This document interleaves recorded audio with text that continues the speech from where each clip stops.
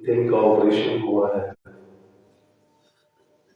اور اس کے بعد آپریشن کے بعد باہر کا سفر تو بالکل ہی چھوڑا ہوا تھا، دیگر سرگرمیاں بھی بالکل محدود۔ پہلی دفعہ والد صاحب یہاں آنے کو تیار ہوئے آپریشن کے بعد، اور ہم سب اس پہ بڑے خوش تھے کہ یہ قاری رسول الدین صاحب مرحوم رحمۃ اللہ علیہ ان کی محبت ہے اور گھرانے کے ساتھ حضرت والد صاحب کا تعلق ہے کہ وہ وہاں جا رہے ہیں، اپنے علاقے میں بھی کوئی پروگرام ہو تو وہ نہیں جاتے، لیکن کل شام تک تیار تھے، پروگرام بنا ہوا تھا، اچانک ان کی صحت کچھ گڑبڑ ہوئی جس کی وجہ سے وہ نہ آ سکے۔ ان کی طرف سے میں حاضر ہوا ہوں اور ان کے نہ آنے پر معذرت بھی چاہتا ہوں۔ حضرات محترم، انسانی زندگی میں بہت سارے مواقع انسان کے سامنے ایسے آتے ہیں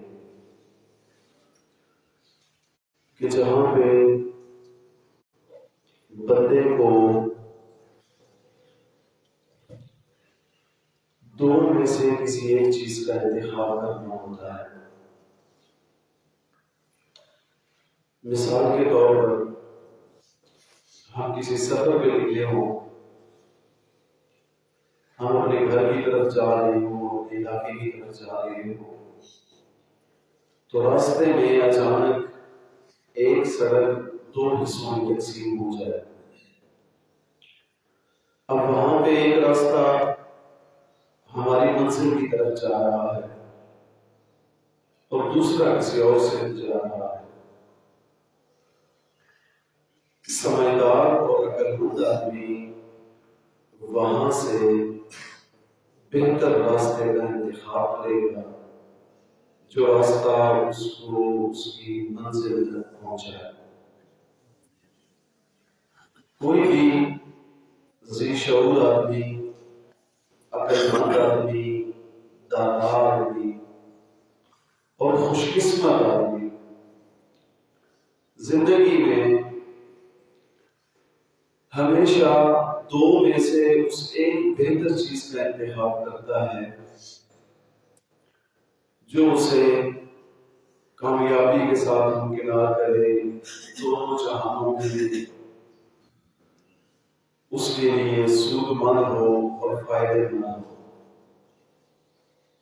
ہمارے علاقے میں بھی یہ انتخابات الیکشنز کا کی ہوا چل رہی ہے اور لوگ جلسے کرتے ہیں، اور ہم بھی پتہ نہیں ابھی یہاں کیا صورتحال ہے، وہاں تو زور شور سے کمپین چل رہی ہے اور ہر امیدوار کہتا ہے کہ آپ میرا انتخاب کریں، اگر آپ کو درست انتخاب کرنا ہے تو میرا انتخاب کریں۔ یہاں بھی کوئی الیکشن کا دور ہو رہا ہے یا یہاں خاموشی ہے؟ چلو شکر ہے خاموشی۔ اگر ووٹ مانگنے کے لیے کوئی ہمارے سامنے کھڑا ہو اور وہ اپنی دے کہ آپ کی قیمتی ووٹ کا صحیح حقدار نہیں، تو ایک چھوٹی سی چیز یاد رکھیں، صحیح حقدار کون ہے ہم ایک لمحے میں چیک کر سکتے ہیں۔ قرآن پاک میں سورہ یوسف میں اللہ تعالیٰ نے یوسف علیہ السلام کا قصہ بیان کیا، تو وہاں پہ یوسف علیہ السلام جب جیل سے باہر نکلتے ہیں اور بادشاہ شاہ مصر کے ساتھ ان کی بات چیت اور مذاکرات چل رہے ہوتے ہیں، وہ پورا مکالمہ وہ گفتگو قرآن پاک میں ہے، وہاں پہ یوسف علیہ السلام اس بادشاہ کو ایک بات کہتے ہیں قال اجعلنی علی خزائن الارض انی حفیظ علیم، کہ اے بادشاہ مجھے زمین کے خزانوں پر مقرر کرو، مجھے یہ منصب اور یہ عہدہ دو، اور یہ عہدہ اور یہ منصب میں کیوں مانگ رہا ہوں؟ انی حفیظ علیم، میں حفیظ بھی ہوں اور میں علیم بھی ہوں. یہاں پہ نمبر اپنی تعریف کر رہے ہیں اپنی کہ میں حفاظت بھی کر سکتا ہوں، میں دیانتدار آدمی ہوں اور میں علم بھی رکھتا ہوں. میرا تعلق ہے جمعیت اشاعت توحید و سنت کے ساتھ، اور پنجاب میں ہماری جماعت کی پہچان ایک بہت بڑا نام ہمارے محسن ہیں حضرت شیخ القرآن مولانا محمد خان رحمۃ اللہ علیہ. بالکل اسی طرح خیبر پختونخوا میں شیخ القرآن مولانا محمد طاہر تجبیری رحمۃ اللہ علیہ کسی مقام کے آدمی. شیخ تجبیری کا قصہ ہے، حضرت کہتے ہیں کہ میں آج کے لیے کیا ہوا تھا اور حرم میں مختلف لوگ مختلف ٹولیوں کی شکل میں بیٹھ کے کچھ ذکر اذکار کر رہے ہیں، کوئی باتیں کر رہے ہیں. تو مجھے ایک جگہ میں کچھ لوگ ایسے میسر آئے جو اردو بول رہے تھے. تو حضرت شیخ کہتے ہیں کہ چونکہ اردو بول رہے تھے تو میں ان کے پاس مڑ کے پاکستان سے اور پاکستان سے. تو میں نے انہیں کہا کہ اگر آپ تھوڑی توجہ کریں، میں بھی پاکستان سے ہوں، میں عالم ہوں، تو میں آپ کو تھوڑا قرآن میں پڑھوں. ہم حرم میں بیٹھے ہیں، خانہ خدا میں بیٹھے ہیں، اس سے افضل جگہ کوئی نہیں اور درس قرآن سے بہتر کام کوئی. میں تھوڑا سا درس دیتا ہوں، کچھ آپ کا بھلا ہو کچھ میرا بھلا ہو. تیار ہو گئے کہ جی دیجیے درس. تو شیخ کہتے ہیں میں نے انہیں درس دینا شروع کیا، اور جو لوگ وہاں گئے ہیں وہ جانتے ہوں گے کہ مسجد حرام میں مسجد نبوی میں حکومت کی طرف سے کچھ مقرر کردہ سرکاری ملازم علماء گھوم رہے ہوتے ہیں. جہاں کوئی بندہ کوئی کسی بدعت کا ارتکاب کر رہا ہو تو اس کی اصلاح کرتے ہیں، لوگوں کو مسائل بتاتے ہیں، مختلف چیزوں سے روکتے ہیں، منع کرتے ہیں. ایسے ہی ایک عربی عالم شیخ تجبیری کے پاس آ کے کھڑے ہو گئے، یہ بابا کیا کہہ رہا ہے. اب وہ سمجھنے کی کوشش کرنے لگے کہ یہ بندہ گفتگو کیا کر رہا ہے. قرآن پاک کی آیت پڑھتے ہیں تو وہ اسے سمجھ آتی ہے، اردو اس کو سمجھ نہیں آتی کہ یہ بولنے والا کیا بول رہا ہے. پٹھان اردو بول رہا ہوں ویسے ہی کسی مشکل سے سمجھ آتا ہے. تو شیخ فرماتے ہیں کہ وہ میرا درس مکمل ہوا، وہ عالم مجھے کہنے لگے کہ میں نہیں جانتا آپ کہاں سے ہیں. کہتے ہیں میں نے کہا کہ پاکستان سے ہوں. ایک لمحہ ضائع کیے بغیر وہ بھی کہنے لگا کہ فی پاکستان کل لوگ مشرکون، پاکستان میں تو سارے کے سارے مشرک. اس کی معلومات کیسے ہوں گی؟ شیخ کہتے ہیں میں نے اسے کہا کہ نہیں، آپ کی معلومات غلط ہیں، سارے مشرک نہیں ہیں، الحمدللہ ہم مباحث ہیں. اس سے کہیے آپ کیا یہ سنا رہے تھے، کیا کر رہے تھے؟ شیخ کہتے ہیں میں نے قرآن پڑھا تھا. وہ عالم کہتے ہیں کہ تو پاکستانیوں کو کہاں سے قرآن آ گیا، تم نے کہاں سے سیکھ لیا؟ قرآن تو ہم جانتے ہیں. حضرت کہتے ہیں کہ میں نے اسے کہا کہ میں تم سے بہتر قرآن سمجھتا ہوں، میں تم سے بہتر قرآن کو سمجھتا اور جانتا ہوں. تو کہتے ہیں میں نے یہ بات کہی تو مجھے جھٹ سے بتا لگا کہ آپ کی اس بات میں تکبر ہے. اپنی تعریف کہ میں تم سے بہتر سمجھتا ہوں، تم تکبر کر رہے ہو. شاید کہتے ہیں میں نے اسے سورہ یوسف کی آیت سنائی. یہاں دیکھو یوسف علیہ السلام کیا کہتے ہیں، قال جلی علی خزائن بادشاہ کی زمین کے خزانوں کو مقرر کرو، انی حفیظ علیم.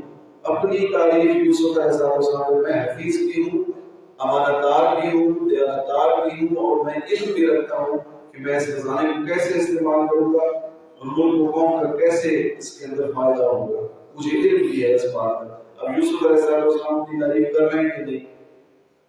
امام ابن کثیر نے اس آیت کے تحت لکھا ہے کہ جس مجلس محفل میں لوگ آپ کو نہ جانتے ہوں وہاں آپ اپنی تعریف کر سکتے ہیں کہ میں کون ہوں، انہیں بتانے کے لیے. تو دلیل ہے یوسف علیہ السلام کی یہ بات. کہتے ہیں جب میں نے یہ بات کی بندہ خاموش ہو گیا. تو کہنے لگا واقعی تو ہم سے بہتر قرآن کو سمجھتے ہو. تو یہ دو بنیادی شرائط ہیں اگر ہم اسمبلی میں پہنچانے کے لیے کسی کا انتخاب کر رہے ہیں. بات میں کر رہا تھا کہ انسان خوش قسمت انسان زندگی میں اچھی چیز کا انتخاب کرتا ہے، اور وہ اچھی چیز، اچھا انتخاب، اچھا فیصلہ اسے دنیا میں بھی کامیابی سے ہمکنار کرتا ہے، اور بندہ مومن کے پیش نظر آخرت کی کامیابی ہوتی ہے۔ رسول اللہ صلی اللہ علیہ وآلہ وسلم نے اپنے صحابہ کو پچھلی امتوں کا ایک قصہ سنایا۔ رسول اللہ فرماتے ہیں کہ اے میرے صحابہ، پچھلی امتوں میں دو لوگ ایسے تھے، ان میں سے ایک آدمی کو دوزخ میں لے جانے کا سبب ایک مکھی بنی، اور ایک آدمی کے جنت میں جانے کا سبب ایک مکھی بنی۔ اب مکھی کسی مارکیٹ میں ملتی ہے؟ نہیں، مکھی مارنے کی دوائیاں ملتی ہیں، حقیر سی چیز ہے، فضول سی چیز ہے، بلا ہے۔ ایک مکھی ایک آدمی کے دوزخ میں جانے کا سبب بن رہی ہے، اور ایک حقیر سی مکھی ایک دوسرے آدمی کے جنت میں داخلے کا سبب بن رہی ہے۔ کیسے؟ رسول اللہ نے فرمایا مر رجلان علی قوم لہم صنم، دو لوگوں کا، دو دوستوں کا گزر ہوا سفر میں ایک ایسی قوم کے پاس سے جو اپنے بت کے پاس میلہ لگائے کھڑے تھے۔ ان کا ایک معبود تھا، بت تھا، شہر سے باہر انہوں نے اس کا کوئی دربار بنایا ہوا تھا، اور اس دن اس کا کوئی عرس، کوئی میلہ تھا۔ ساری قوم وہاں اکٹھی تھی، اور اس جگہ سے جا گزرے یہ دو مسافر۔ رسول اللہ فرماتے ہیں انہوں نے، بستی والوں نے، اجنبی آدمی کوئی بھی کسی دوسرے علاقے میں جائے تو وہ چال ڈھال شکل سے پہچان لیا جاتا ہے کہ بندہ باہر کا ہے۔ ان دو مسافروں کو انہوں نے روک لیا، رکو بھائی، کون ہو، کہاں سے آ رہے ہو، کدھر جا رہے ہو؟ تو انہوں نے کہا کہ ہم سفر میں ہیں، فلاں گاؤں تک ہم نے جانا ہے۔ وہ بستی والے کہنے لگے کہ آج ہمارے اس معبود کا دن ہے، ہم نے یہاں میلہ لگایا ہوا ہے، اور اس کے کچھ اصول و ضوابط ہیں، کچھ شرائط ہیں۔ ان میں سے ایک قانون یہ ہے کہ یہاں سے ہم کسی کو گزرنے نہیں دیتے جب تک وہ کچھ نہ کچھ قربان نہ کر کے جائے، کوئی نذر و نیاز نہ دے کے جائے اس بت کے نام پہ۔ مسافروں نے معذرت کی، بہانہ یہ کیا کہ ہم مسافر ہیں، ہمارے پاس ہے کچھ نہیں، اب دیکھ لو خالی ہاتھ ہیں، سفر میں ہیں، ہمارے پاس کیا ہے کہ ہم قربان کریں۔ انہوں نے بہانہ کر کے جان چھڑانی چاہیے، اور وہ آگے سے کہنے لگے قرب ولو ذبابا، قربانی دینی پڑے گی اگرچہ ایک مکھی ہی کیوں نہ ہو۔ کیا منہ لگایا اپنے معبود کا، کیا اوقات بتائی انہوں نے اپنے معبود کی۔ قربانی دینی پڑے گی اگرچہ ایک مکھی مار دو، مکھی مارو، اس کے اوپر پھینکو، تمہارا راستہ کھلا ہے۔ اب ان دو میں سے پہلا آدمی یہ سوچنے لگا کہ مکھی ہے، ایک عجیب سی چیز ہے، کیا اس کی اہمیت اور ویلیو ہے، اگلے راستہ چھوڑ رہے ہیں، اور انتشار سے بھی بچ جاؤں گا، توڑ کی بجائے کچھ جوڑ بھی پیدا ہو جائے گا، اور اختلاف بھی نہیں پیدا ہوگا، میرا راستہ بھی کھل جائے گا، میں نے جانا ہے، مجھے کیا لینا دینا اس سے۔ اس بندے نے مکھی پکڑی اور اس بت کے سامنے پھینکی۔ جو ہی اس نے مکھی پھینکی، فخلوا سبیلہ، انہوں نے اس کا راستہ خالی کر دیا، چھوڑ دیا، جاؤ گزر جاؤ۔ باری آ گئی دوسرے کی، اس کو انہوں نے کہا بھائی آپ ایک مکھی پھینکو۔ وہ کہنے لگے کہ بھائی میں جس دنیا میں رہتا ہوں وہاں یہ کام نہیں چلتے، ہم جن راہوں کے مسافر ہیں اس کا یہ سودا نہیں ہے جو آپ یہاں بیچ رہے ہو۔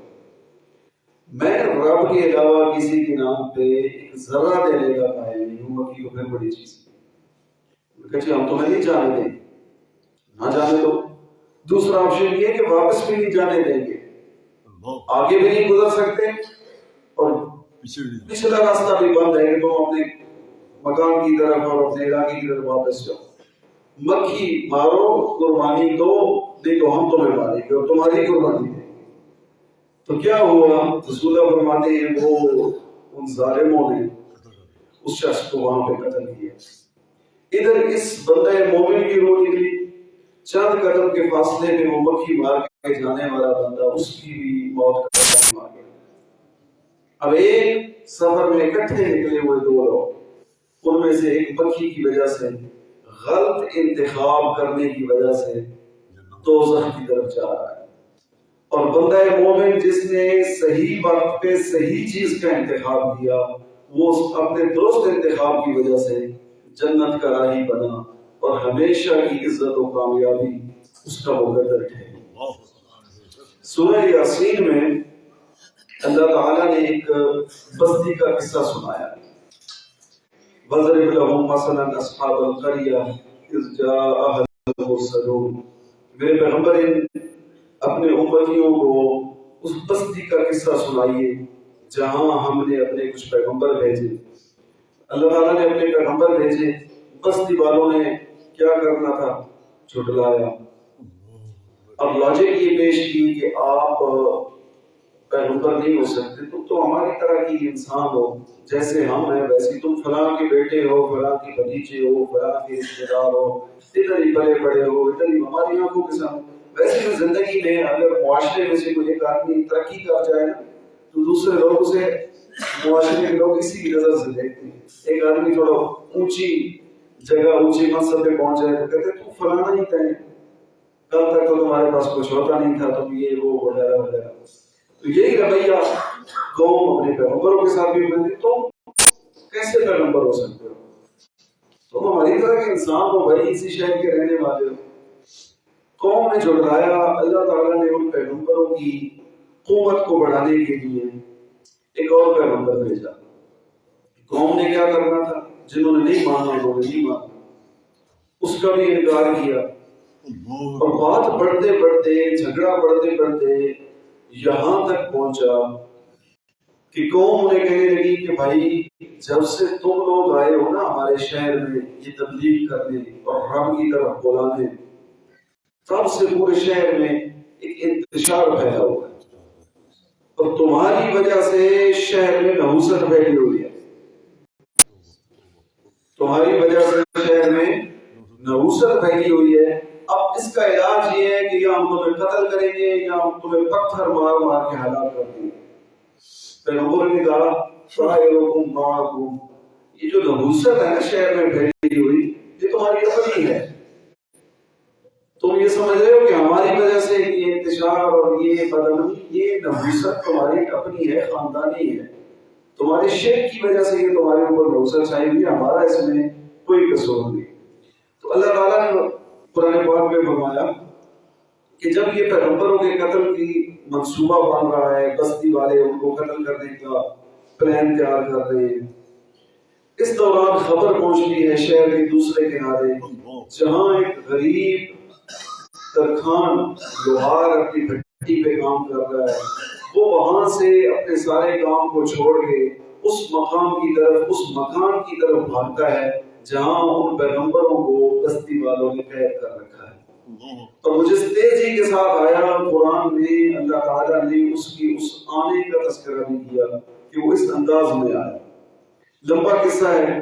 اس نے بستی والوں سے بات کی، کیوں انہیں مارتے ہو، کیا ان کا قصور، یہ مانگتے کیا ہیں تم سے. اور پھر اس نے اپنا عقیدہ اور اپنا نظریہ جہاں سے 23واں پارہ شروع ہوتا ہے ان کے سامنے رکھا. وہ پیغمبر تبلیغ کر رہے تھے تو کر رہے تھے، جب اپنا بندہ بول پڑا تو زیادہ تکلیف اس کی ہوئی کہ تم تو ہمارے اپنے ہو، تمہیں کیا ہوا ہے، ان کی سپورٹ کرنے کے لیے آ گئے ہو. پیغمبروں کو بعد میں جو کیا سو کیا، اس بندے کو انہوں نے وہی موقع پہ شہید کیا. اور ادھر اس کی روح پرواز کی، ساتھ ہی اللہ تعالیٰ نے اس کو جنت میں بھیجنے کا فیصلہ کر دیا. ایک لمحے میں درست انتخاب اور صحیح فیصلہ اس بندہ مومن کو ہمیشہ کی عزت و کامرانیوں کے تاج پہنا گیا. عقل مند آدمی، ذہین آدمی اور خوش قسمت آدمی جب بھی فیصلہ کرتا ہے تو وہ اس قسم کا فیصلہ کرتا ہے. عیسائی خاندان کا ایک بچہ اپنی والدہ کے ساتھ ننہال جا رہا تھا۔ پرانے وقتوں میں لوگ پیدل سفر کرتے تھے اور کوشش یہ کرتے تھے کہ کوئی قافلہ اگر کہیں جا رہا ہو تو وہ قافلے کے ساتھ شامل ہو جاتے اور قافلے کی شکل میں سفر کرتے۔ سفر کی کوئی تکلیف کم ہوگی، لوگ تعداد میں زیادہ ہوں گے، لٹنے کا خطرہ کم ہوگا وغیرہ وغیرہ۔ اب عیسائی خاندان ہے، ان کا ایک بچہ ہے چھوٹا معصوم اور ایک اس کی والدہ ہے، وہ ایک قافلے کے ساتھ چل پڑے۔ جانا انہوں نے ہے اپنے ننہال۔ راستے میں ڈاکو حملہ کرتے ہیں اس قافلے میں، اور ڈاکو نے حملہ کر کے کیا کرنا تھا؟ سب کا زیور لوٹا، مال اسباب سواریاں جو کچھ تھا ان کے پاس لوٹ لیا۔ لیکن جاتے ہوئے انہوں نے ظلم یہ کیا کہ یہ بچہ جو چھوٹا اپنی والدہ کے ساتھ جا رہا تھا اسے بھی اٹھا کے لے گئے۔ مال و متاع ان کا لوٹ لیا، لیکن اس معصوم بچے کو اس کی والدہ سے چھینا اور لے گئے، آگے جا کے غلام بنا کے منڈی میں بیچ دیا۔ بچہ فروخت ہو گیا، اپنے خاندان اپنے علاقے سے دور نکل گیا، ایک منڈی سے آگے بکا، پھر آگے بکا، بکتے بکتے اس کو جا خریدا ام المومنین سیدہ خدیجہ رضی اللہ تعالی عنہا۔ ان کی ام المومنین کی شادی ہوئی رسول اللہ صلی اللہ علیہ وسلم سے۔ آپ نے وہ غلام، وہ بچہ رسول اللہ صلی اللہ علیہ وسلم کو تحفے میں دے دیا۔ پہلے ڈاکہ پڑا، وہاں سے وہ بچہ اغوا ہوا، پھر منڈیوں میں بکا، بکتے بکتے مکہ مکرمہ آیا اور اب پہنچ گیا ہے نبی علیہ الصلوۃ والسلام کی خدمت میں بطور غلام۔ وقت گزرتا گیا، حج کے لیے لوگ آتے تھے۔ حج پہ کچھ لوگ آئے اور انہوں نے حرم میں میدان عرفات میں اس بچے کو پہچان لیا۔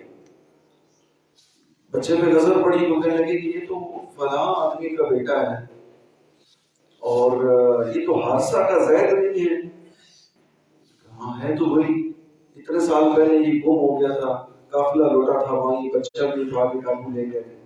بچے سے پوچھا تو بچہ بھی کہنے لگا کہ ہاں زید نام ہے میرا اور میں حادثہ کا بیٹا ہوں، اور اس طرح فلاں جگہ سے میں ہوا ہوا تھا۔ خیر یہ لوگ حج کر کے واپس گئے تو اس بچے کے والد کو جا خوشخبری سنائی کہ ہم نے تمہارا بیٹا ڈھونڈ لیا، اور اس کی والدہ کو یہ خوشخبری سنائی کہ جس بیٹے کی یاد اور جدائی میں تم رو رو کے پاگل ہو رہی ہو اتنے سالوں سے، وہ مل گیا۔ کہاں پہ ہے؟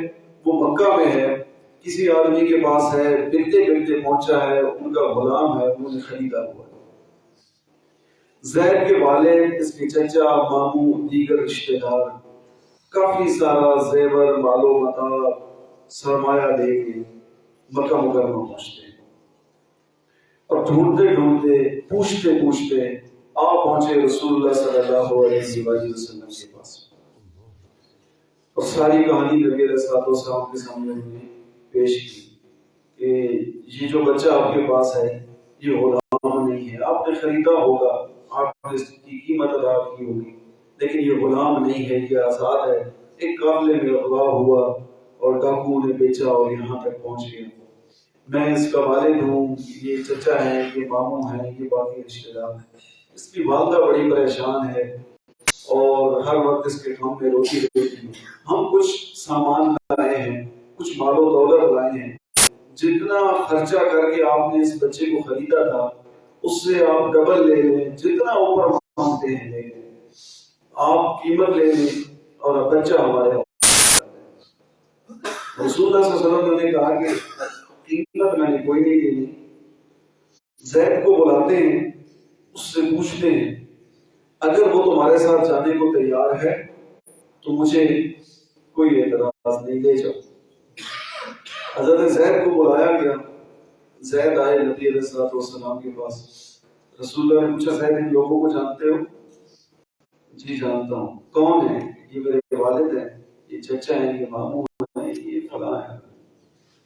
نبی علیہ السلام نے کہا زید بیٹا یہ تمہیں لینے آئے ہیں، واپس جانا ہے ان کے ساتھ۔ وہ معصوم سا بچہ سالوں بعد والد اور چچا اور خاندان کے لوگ سامنے بیٹھے ہیں۔ رسول اللہ نے پوچھا جانا ہے ان کے ساتھ؟ کہنے لگا نہیں، میں نہیں جانا۔ اور بچے کا انکار سن کے اب والد اور اس کے باقی رشتے داروں کی کیا کیفیت ہوئی ہوگی؟ انکار کر کے ہیں میرے والد ہیں، مجھے اچھے لگتے ہیں، مجھے پتا ہے میری والدہ پیچھے ہو رہی ہے، یا رسول اللہ میں نے آپ کو چھوڑ کے نہیں جانا میں نے۔ اب بات یہاں رسول اللہ صلی اللہ علیہ وسلم نے ان کے سامنے یہی رکھی، اگر بچہ جانا چاہتا ہے تو آپ لے جائیں، قیمت ہم نے آپ سے کوئی نہیں لی۔ اور وہ لوگ روتے ہوئے وہاں سے چلے گئے، زید ان کے ساتھ نہیں گیا۔ کیوں نہیں گیا؟ زید کے تو نبی علیہ السلام سامنے تھے، رسول اللہ صلی اللہ علیہ وسلم کو اپنی آنکھوں سے دیکھ رہا ہے، نبی علیہ السلام کی خدمت میں رہا ہے۔ یہ اس زمانے کا واقعہ، 1400 سال بعد کی بات سناتا ہوں آپ کو۔ پاکستان جب بنا تو پاکستان بننے میں قائد اعظم محمد علی جناح کے ساتھ کچھ علماء کرام بھی تھے۔ ان میں سے ایک نام ہے مولانا ظفر احمد عثمانی کا رحمۃ اللہ علیہ۔ حضرت بتاتے ہیں کہ میں حج پہ گیا، اور جب میں مدینہ منورہ گیا تو وہاں پہ شام کو عصر کے بعد میں مدینے کی کسی محلے میں چہل قدمی کرتے ہوئے گھومتے ہوئے باہر نکل گیا آبادی سے۔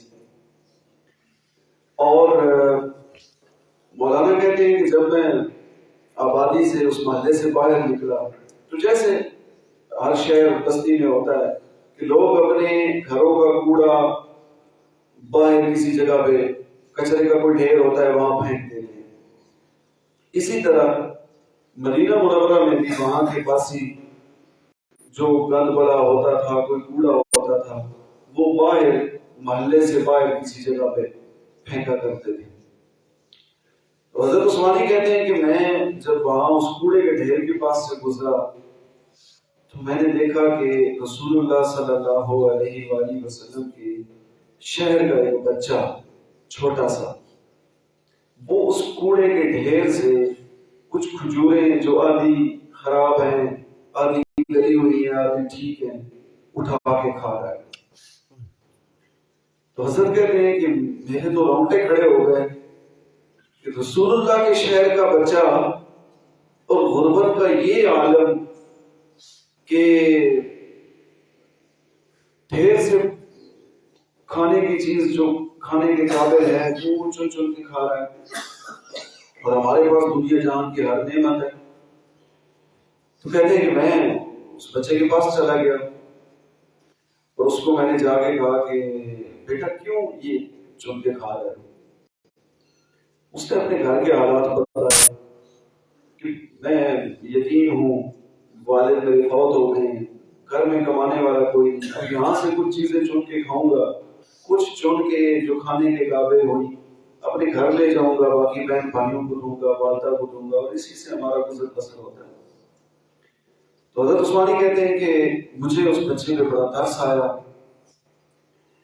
اور میں نے اسے کہا کہ بیٹا میں پاکستان سے آیا ہوں، ہمارا اپنا آزاد ملک ہے، وہاں پہ میرا بہت بڑا مدرسہ ہے اور بڑا نظام ہے ہمارے پاس، اور دنیا کی ہر نعمت ہمیں میسر ہے، تم ایسے کرو اپنی والدہ کے پاس جاؤ، اس سے اجازت مانگو، اگر وہ تمہیں اجازت دیتی ہے تو میں تمہیں پاکستان لے جاتا ہوں، تم میرے ساتھ پاکستان چلو، اچھے کپڑے ملیں گے پہننے کو، بہترین کھانا ملے گا، ہر نعمت تمہیں وہاں پہ ملے گی جو تم چاہو گے، تم ہمارے مہمان ہو، رسول اللہ صلی اللہ علیہ وسلم کے شہر کے پاس ہی ہو، اور میرے پاس وہاں تم رہنا، میں تمہیں پڑھاؤں گا، جب تم پڑھ چکو گے تو اس کے بعد واپس آ جانا اپنے خاندان کے پاس۔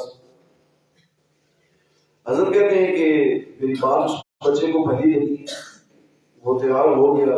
اب ایک غریب کے منہ میں روٹی کا ایک لقمہ نہیں تو اسے عزت سے روٹی مل رہی ہے, چھت مل رہا ہے, کپڑا مل رہا ہے, وہ اور کیا مانگے. بچہ بڑا خوش ہوا, کہتا ہے ٹھیک ہے میں تیار ہوں آپ کے ساتھ پاکستان چلنے کو. تو حضرت عثمانی کہتے ہیں کہ چند دفعے گزرے تو بچہ مجھے میری انگلی اس نے پکڑی اور مجھے کہنے لگا کہ چچا جان ذرا میری بات سنیں. فرماتے ہیں مجھے وہ جو گندگی کا ڈھیر تھا وہاں ایک اونچا سا ٹیلا تھا قریب, اس پہ لے گیا. میری انگلی بچے نہیں پکڑی کہ میں اس کے ساتھ چلنا شروع ہو گیا اور اس اونچائی پہ مجھے لے گیا. اب وہ ٹیلا اتنا اونچا تھا کہ وہاں سے رسول اللہ صلی اللہ علیہ وسلم کا روضہ مبارک سامنے نظر آتا. تو حضرت کہتے ہیں کہ میں اس بچے کے ساتھ چلا, جب اس اونچائی پہ میں پہنچا تو بچہ مجھے معصوم سا بچہ مجھے کہنے لگا کہ چچا جان پاکستان میں ہر نعمت ہے, ہر قسم کا کھانا ملے گا, ہر چیز ملے گی, کیا یہ بھی وہاں ہے؟ رسول اللہ صلی اللہ علیہ وسلم کے روضہ مبارک کی طرف اشارہ کر کے وہ بچہ پوچھنے لگا کہ یہ نعمت بھی پاکستان میں ہے؟ تو حضرت کہتے ہیں کہ میری تو چیخ نکل گئی اور میں نے اسے کہا کہ بیٹا یہ نعمت وہاں ہوتی تو ہم یہاں آتے. رسول اللہ صلی اللہ علیہ وسلم کا پڑوس تو یہی ہے, یہ تو پاکستان میں نہیں. تو فرماتے ہیں کہ اسی لمحے اس بچے نے میری انگلی چھوڑی اور وہ بھاگ پڑا اور کہنے لگا میں نہیں جانا پاکستان, میں بھوکا رہ لوں گا, میں یہاں کوڑے کے ڈھیر سے اٹھا کے کھانا کھا لوں گا, میں ایسے پاکستان نہیں جاتا جہاں یہ نعمت میسر نہیں. یہ 1400 سال بعد کا ایک بچہ ہے اور یہ جذبات رکھتا ہے وہ رسول اللہ صلی اللہ علیہ وسلم کے ساتھ. اس قسم کی محبت اور الفت ہے اسے رسول اللہ صلی اللہ علیہ وسلم کے ساتھ کہ وہ پڑوس چھوڑنا گوارا نہیں کر رہا. تو زید کیسے رسول اللہ صلی اللہ علیہ وسلم کو چھوڑ کے اپنے والد اور چچا کے ساتھ اپنے علاقے میں چلے جاتے کہ جو خود اپنی آنکھوں سے رسول اللہ صلی اللہ علیہ وسلم کو دیکھ رہے ہیں اور آپ کے پاس بیٹھے. اب یہ انتخاب ہے جہاں سے میں نے بات شروع کی ہے. میں اور آپ کیا کر سکتے ہیں؟ زید کے تو رسول اللہ صلی اللہ علیہ وسلم سامنے تھے نا, اس نے تو آپ کی قربت کو پسند کیا, زید بن حارثہ. اور یہ 1400 سال بعد والا بچہ جو حضرت عثمانی کو ملا وہ رسول اللہ صلی اللہ علیہ وسلم کے شہر میں ہے, وہ وہاں سے نکلنے کو تیار نہیں اور ہم یہاں کرانا میں بیٹھے ہوئے ہیں. ہم کیا کر سکتے ہیں؟ ہم یہ کر سکتے ہیں کہ نبی علیہ الصلوۃ والسلام کی زندگی کو اپنانے کی کوشش کریں. ہم اپنی زندگی میں انتخاب کریں نبی علیہ الصلوۃ والسلام کے طریقے کا. ہر وہ کام جو رسول اللہ صلی اللہ علیہ وسلم کرتے تھے کیسے کرتے تھے ہم اپنے علماء سے پوچھیں. زندگی کا شب و روز کوئی عمل ہمارا ایسا نہ ہو کہ جو رسول اللہ صلی اللہ علیہ وسلم کے طریقے سے ہٹ کے ہو, رسول اللہ صلی اللہ علیہ وسلم کے طریقے کی مخالف ہو. یہ بہتر انتخاب ہے اگر ہم کر سکیں. اب مسجد سے ہم نکلیں گے جمعہ پڑھ کے, یہیں سے ہم عمل کا آغاز کرتے ہیں کہ مسجد سے نکلتے ہوئے ہم نے پہلے کون سا پاؤں بائیں رکھنا ہے. یعنی کہ ہم سوچیں کہ کل جا کے پرسوں جا کے کوئی عمل شروع کریں گے اور اس چیز کو اپنے اوپر نافذ کریں گے. ابھی سے ہم آغاز کر سکتے ہیں. مسجد سے نکلتے ہوئے نبی علیہ الصلوۃ والسلام کی سنت کیا ہے کہ وہ کس طرح نکلتے تھے. ہم نے جوتے میں پاؤں ڈالنا ہے سب دن. وہاں ہم یہ دیکھ سکتے ہیں کہ میرے نبی صلی اللہ علیہ وسلم جوتا کس طرح پہنتے تھے اور کون سا پاؤں پہلے جوتے میں ڈالتے تھے. اپنی زندگی کے اوپر رسول اللہ صلی اللہ علیہ وسلم کے اعمال کو طاری کر دیجیے, انتخاب کیجیے ہر عمل میں نبی علیہ الصلوۃ والسلام کی مبارک زندگی کا. اسی میں دونوں جہانوں کی بہتری اور یہی اچھا انتخاب ہے جو اخروی کامیابی سے مجھے اور آپ کو ہم کے ساتھ کرتا ہے. ہور نامی ایک آدمی میدان کربلا میں, آخری بات کرتا ہوں وقت پورا ہو چکا ہے. کربلا کے میدان میں امام علی مقام حضرت امام حسین رضی اللہ تعالی عنہ ابن زیاد کی فوج جب آپ کے مد مقابل تھی اور وہ لوگ جنہوں نے حضرت امام کو شہید کیا آپ کے ساتھ جنگ لڑی، آپ کے خاندان کے دیگر لوگوں کو شہید کیا، خواتین کو قیدی بنایا، جو بھی ظلم ہوئے، لمبی داستان ہے۔ آج 1400 سال بعد بھی ان کا نام اگر کوئی لیتا بھی ہے تو وہ عزت و احترام سے نہیں لیتا۔ مولانا الطاف حسین کا شعر ہے کہ آج بھی چمک رہا ہے حسین ابن علی کا نام، آج بھی چمک رہا ہے حسین ابن علی کا نام، اور خاک اڑ رہی ہے یزید و زیاد کی، خاک اڑ رہی ہے یزید و زیاد کی۔ وہ قافلہ، فوج، وہ لوگ جو مد مقابل کے حضرت امام حسین کے نواسہ رسول کے جنہوں نے قتل کیا، ان میں سے ایک آدمی، ایک شخص جس نے اس نازک موقع پہ بہتر انتخاب کیا، اور وہ دنیا کی وہ دولت اور وہ شہرت اور وہ وقتی عزت اور وہ فوج پروٹوکول اس پہ لات مار کے وہ قافلہ حسین میں شامل ہوا، اور آج بھی اس شخص کا نام زندہ ہے اور اس کے لیے دعائیں نکلتی ہیں۔ مسلمان ہم وقت اس کے لیے دعا کرتے ہیں۔ جب بھی کربلا کا ذکر ہوگا، ہور کو یاد کیا جائے گا اور عزت و احترام کے ساتھ یاد کیا جائے گا، اور جو دوسرے جن لوگوں کو چھوڑ کے ہور اس طرف آیا تھا ان کا نام میں نے آپ کو پہلے بتایا کہ خاک اڑ رہی ہے ان کے ناموں پہ۔ حضرت علامہ فرماتے ہیں، علامہ اقبال، شبیر و یزید، موسیٰ و فرعون شبیر و یزید، موسیٰ و فرعون شبیر و یزید، این دو قوت از حیات آیت پدید، کہ موسیٰ و فرعون اور شبیر و یزید کے دو قوتیں ہیں۔ ہر زمانے میں موسیٰ بھی ہوگا اور ہر زمانے میں فرعون بھی ہوگا۔ موسیٰ کا ماننے والا موسیٰ کے طریقے پہ چل رہا ہوگا، اور فرعون کے نقش قدم پہ چلنے والا ذلت اس کا مقدر ٹھہرے گی۔ کامیاب وہ ہوگا جو موسیٰ کی طرح مرد مومن ہوگا، اور ہر زمانے میں شبیر و یزید بھی ہوتے ہیں۔ یزید کے نقش قدم پہ چلنے والا، اس کو اپنا رہنما سمجھنے والا، دونوں جہانوں کی ذلت اس کی طرح اپنا مقدر بنائے گا، اور شبیر حضرت حسین رضی اللہ تعالیٰ عنہ کی طرح ان کے اسوے پہ چلنے والا اور ان کی محبت اپنے دل اور سینے میں رکھنے والا دونوں جہانوں میں کامیاب ہوگا۔ حضرت والد صاحب نے اسپیشل مجھے کہا تھا، ملک عبدالرزاق صاحب فوت ہو چکے ہیں، ان کی تعزیت کے لیے اگر حضرت والد صاحب یہاں آتے